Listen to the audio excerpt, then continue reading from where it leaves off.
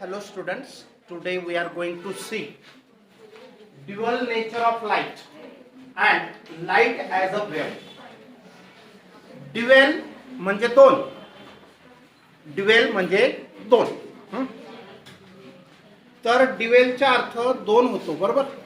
Dual nature म्हणजे दोन प्रकारचे नेचर आहे. मानदिल तू इकडे कसं काय आलेले तू बंद करा ना गप्पा, लक्ष नाही. तर बघा, ड्युअल नेचर ऑफ लाईट म्हणजे लाईट दोन प्रकारे नेचर दाखवतो, वागणूक दाखवतो. तर दोन कोणते प्रकार? एक म्हणजे पार्टिकल नेचर आणि दुसरं म्हणजे वेव्ह नेचर. तो पार्टिकल म्हणून सुद्धा म्हणजे ऍक्ट होतो किंवा वेव्ह म्हणून सुद्धा ऍक्ट होतो. तर बघा, light can exhibit particle nature as well as wave nature. Light can exhibit means light can have particle nature as well as wave nature. आता wave nature लाईट हा wave nature चा आहे हे कोणी सांगितलं? हायजन. कोणी सांगितलं? हायजन. आणि पार्टिकल नेचर कोणी सांगितलं ते नंतर आपलं एक चॅप्टर बाकी आहे दुसऱ्या पेपर मध्ये, तिथं आपल्याला बघायचे. तर क्वांटम मेकॅनिक्स, फोटॉन ची आयडिया तिथं दिलेली आहे, त्याच्यामध्ये आपण शिकणार आहे. फक्त इथं वेव्ह नेचर, आपण दोन नेचर असतात. तर particles of light are called photons. लाईटच्या पार्टिकल्सला काय म्हणतात? फोटॉन्स. आता सपोज हा असा वेव्हच्या फॉर्म मध्ये लाईट जात असेल, फार लहान वेव्हलेंथ आहे, म्हणजे हे जे डिस्टन्स आहे ना एकदम अँगस्ट्रॉम युनिट मध्ये आहे.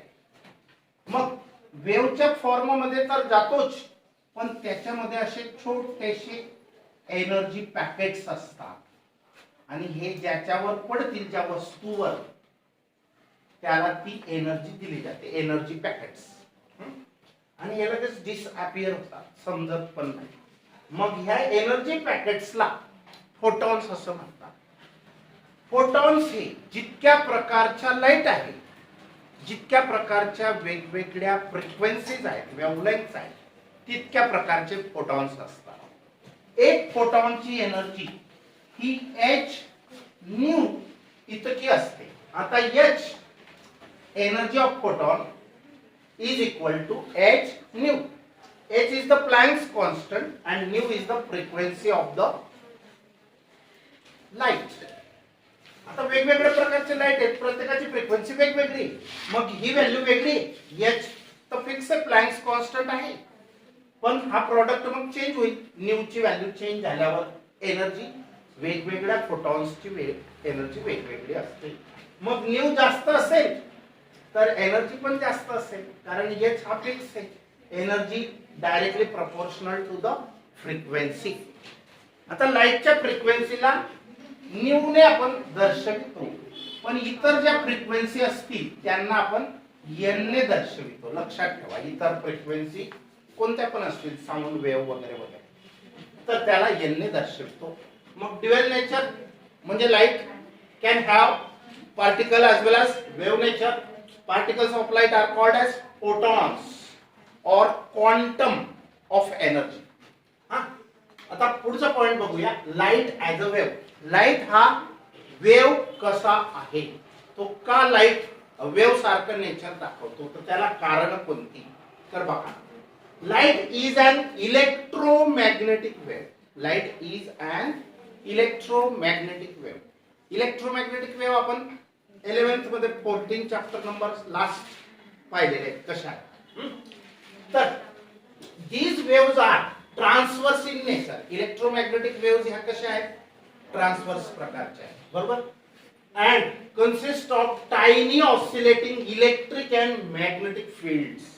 आणि तिथं दोन फील्ड असतात, दोघे एकमेकांना परपेंडिक्युलर असतात. एक इलेक्ट्रिक फील्ड आणि दुसरं मॅग्नेटिक फील्ड. हे एकमेकांना सपोर्ट करतात, म्हणून ही वेव्ह फार फार लांब जाऊ शकते. आता फॉर एक्झाम्पल, सिग्नल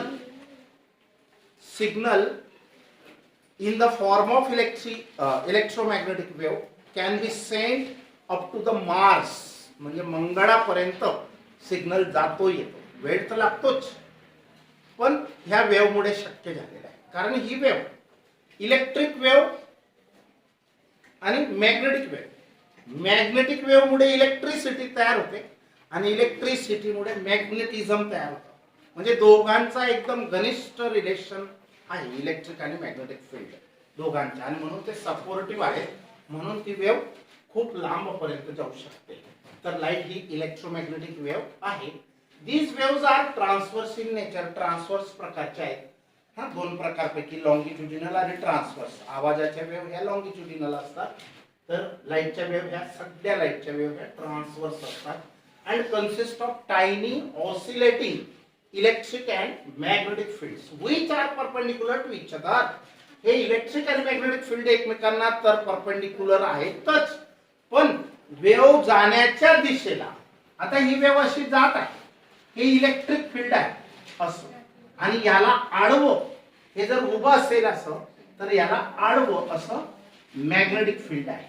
ह्याचे व्हायब्रेशन्स आणि ह्याचे व्हायब्रेशन्स मध्ये फरक आहे, आणि ही direction of propagation of wave आहे. Electric field, magnetic field and direction of propagation.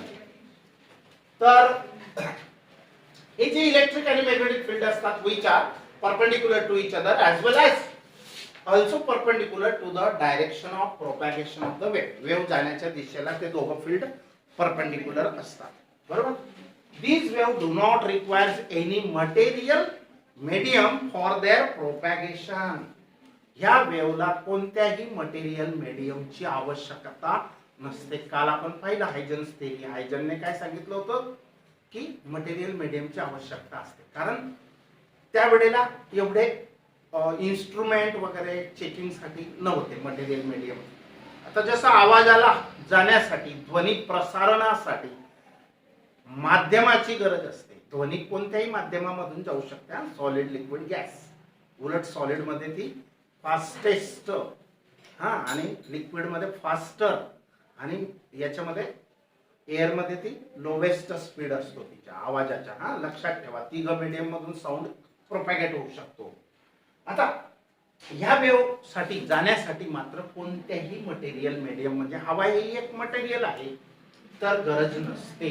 And can travel through vacuum also. Vacuum म्हणजे बिलकुलच कोणतंच मटेरियल मीडियम नाही, त्याला म्हणतो आपण vacuum, space. The refractive index denoted by letter mu. आपण n ने पण डिनोट करतो, पण या ठिकाणी म्यू आहे, जे लेटर आपल्याला दिलेले अल्फाबेट ते यूज करायचं आहे. The refractive index mu of medium equals to the ratio of speed of light in vacuum c to the speed of light in medium. Refractive index कशी फाइंड आउट करतात? वेगवेगळे प्रकार आहेत रिफ्रॅक्टिव्ह इंडेक्स फाइंड आउट करण्याचे, 10वी पासून तुम्ही शिकताय. पण इथला प्रकार कोणता आहे? Ratio of. कोणाचा रेशो? हे दोघं वेलोसिटीच आहेत, फक्त सी हा वेलोसिटीसाठी सी, लाईटच्या वेलोसिटीसाठी सी केव्हा वापरतात? व्हॅक्यूम मधला स्पीडला सी ने डिनोट करतात, आणि तो किती असतो? काल 3 × 10⁸ मीटर पर सेकंड इतका असतो. आणि व्ही पण वेलोसिटीचे, पण ती other than vacuum or air. जर वेलोसिटी असेल other than vacuum or air, इतर मीडियम मधील जो वेलोसिटी आहे लाईटचा, वॉटर, ग्लास, तर अदर ट्रान्सपरंट मीडियम मधील वेलोसिटीला व्ही लेटर यूज करतात. आणि या दोघांच्या रेशोला रिफ्रॅक्टिव्ह इंडेक्स म्हणतात. Mu here is the refractive index of the medium. त्या मीडियमची रिफ्रॅक्टिव्ह इंडेक्स काढता येते. हा, कोणत्या मीडियमची? ज्या मीडियम मधून, एका मीडियम मधून दुसऱ्या मीडियम मध्ये गेला लाईट, तेव्हा त्याची रिफ्रॅक्टिव्ह इंडेक्स काढता येते. पण ज्याच्यात जातो ना, त्याची रिफ्रॅक्टिव्ह इंडेक्स ही असते. हा, फर्स्ट मीडियम मधून सेकंड मीडियम मध्ये जातो, तेव्हा सेकंड मीडियमची रिफ्रॅक्टिव्ह इंडेक्स ही असते, आणि ती अशी फाइंड आउट करतात या फॉर्म्युलेने. या मीडियमची नाही, याची रिफ्रॅक्टिव्ह इंडेक्स 1 असते. For vacuum or air mu ची व्हॅल्यू 1 असते. मग ही रिफ्रॅक्टिव्ह इंडेक्स कोणाची असते? ह्या काय झालं? तर याच्यातून याच्यात जा. लक्ष द्या, लक्ष इकडे द्या. बघा हे समजलं की नाही? The refractive index of medium is म्हणजे म्यू इज इक्वल टू कोणाचा ratio? To the ratio of speed of light in vacuum or air same असतो to the speed of light in medium. Actually c म्हणजे speed vacuum आणि air साठी सारखाच मानला जातो, पण खरं बघायला गेलं तर व्हॅक्यूम मधला स्पीड हा खूप जास्त आहे, फुल 3 आहे, आणि एअर मध्ये थोडासा एकदम पॉइंट मध्ये कमी होतो, परंतु तो नियरली अप्रॉक्सिमेटली आपण 3 ट्रीट करतो असं समजा. तर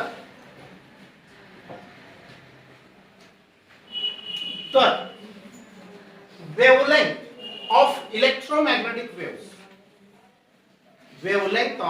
electromagnetic waves ranging from smaller than a femtometer. फेम्टोमीटर म्हणजे 15 ला फेम्टो म्हणायचं असतं, हा लक्षात घ्या. फेम्टोमीटर याचा अर्थ काय होतो? 1 मीटरचे 10⁻15 इक्वल पार्ट्स करा. 1 मीटर 100 सेंटीमीटरचे 10⁻15 इक्वल पार्ट्स करा, त्याच्यातला एक पार्ट म्हणजे 1 फेम्टोमीटर असेल.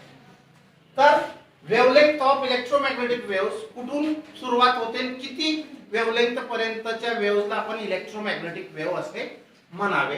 तर बघा, ranging from a femtometre to greater than a kilometre. 1 kilometre पेक्षा पण मोठी वेव्ह असू शकते, मोठा क्रेस्ट, मोठा ट्रक अशी वेव्ह असू शकते. किलोमीटर पेक्षा पण जास्त, सिंगल किलोमीटर पेक्षा.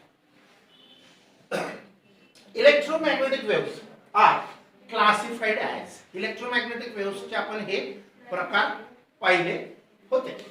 Gamma rays, last bench stand up, both of you stand up, both.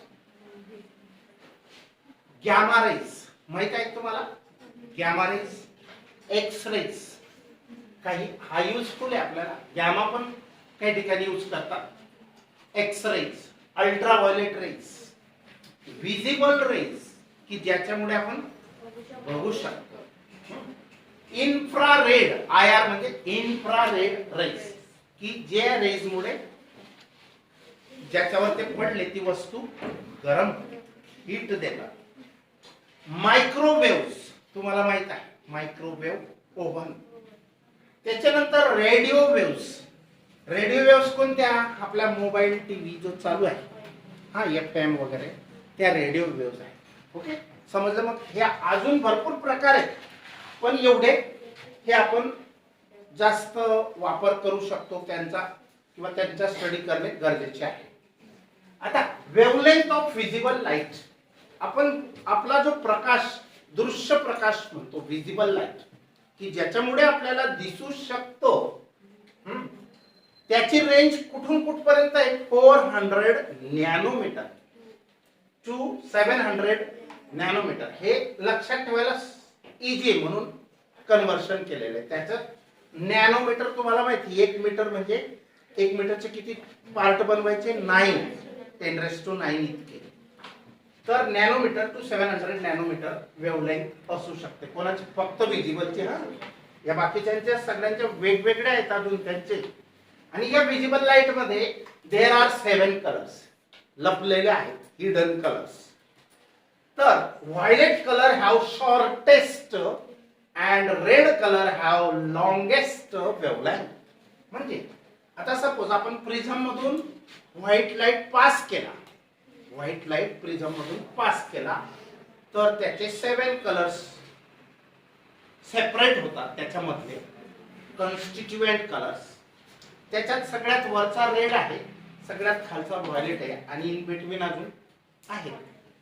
तर रेड कलरची वेवलेंथ ही मोठी असते.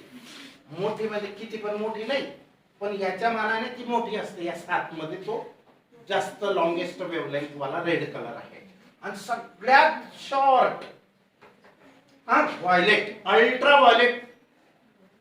अल्ट्राव्हायलेट हे डेंजर रेज आहे स्किन साठी. तर अल्ट्रा म्हणजे अगदी बारीक व्हायलेट म्हणजे सगळ्यात कमी वेवलेंथ या स्पेक्ट्रम मध्ये व्हायलेट कलरची आहे. सगळ्यात कमी वेवलेंथ, सगळ्यात जास्त वेवलेंथ. ज्याची जास्त वेवलेंथ असते तो फास्ट निघून जातो, म्हणून तो कमी बेंड होतो. जो कमी बेंड होतो त्याची रेफ्रॅक्टिव्ह इंडेक्स आणि जो जास्त बेंड होतो त्याची रेफ्रॅक्टिव्ह इंडेक्स.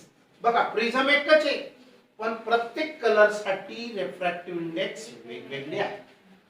तर रेफ्रॅक्टिव्ह इंडेक्स जो जास्त बेंड होईल त्याच्यासाठी जास्त असते आणि जो कमी बेंड होईल त्याच्यासाठी कमी असते रेफ्रॅक्टिव्ह इंडेक्स. हा मग रेड नंतर त्याच्यापेक्षा कमी जास्त रेफ्रॅक्टिव्ह इंडेक्स याची असेल तिसऱ्या नंबरची. मग सगळ्यात शेवटी जास्त रेफ्रॅक्टिव्ह इंडेक्स वाला व्हायलेट असेल. हा लक्षात ठेवा ही गोष्ट. आता समजलं ना. मग रेड कलर वेवलेंथ शॉर्ट, कोणाची व्हायलेटची शॉर्ट आणि रेडची लॉंग. सगळ्यात या 7 पैकी सगळ्यात म्हणजे या 7 पैकी.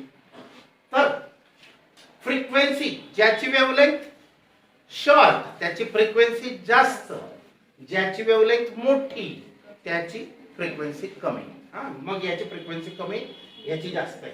मग इथून इथपर्यंत म्हणजे हा जो टप्पा आहे 400 ते 700 नॅनोमीटरचा, तर इथून इथपर्यंत असते.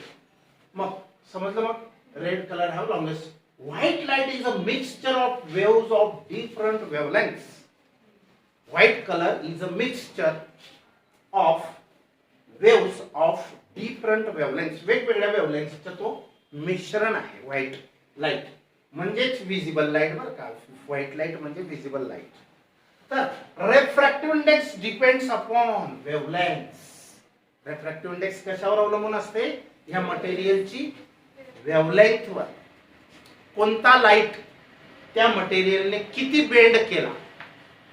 जो मीडियम जास्त बेंड करेल त्या मीडियमची रेफ्रॅक्टिव्ह इंडेक्स त्या लाईट साठी जास्त असते आणि जो लाईट कमी बेंड करेल जो मटेरियल मीडियम कमी बेंड करेल त्याच्यासाठी रेफ्रॅक्टिव्ह इंडेक्स ही कमी असते.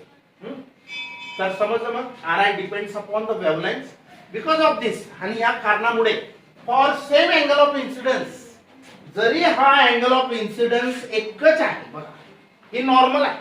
हा अँगल ऑफ इन्सिडन्स इथं same angle of incidence, the angle of refraction is different for different colour. हा रिफ्रॅक्शन अँगल ऑफ रिफ्रॅक्शन हा प्रत्येक कलर साठी वेगवेगळा आहे आणि म्हणून तर हे कलर सेपरेट होतात. Therefore, white light gets separated on passing through a transparent medium. Prism is one of the transparent medium. This is the region of a formation of spectrum. म्हणून तर हा स्पेक्ट्रम वेगळा होतो, तो दिसतो. नाहीतर मटेरियल मीडियम मधून नाही गेला तर स्पेक्ट्रम दिसणार नाही. ट्रान्सपरंट मधून. Now will stop.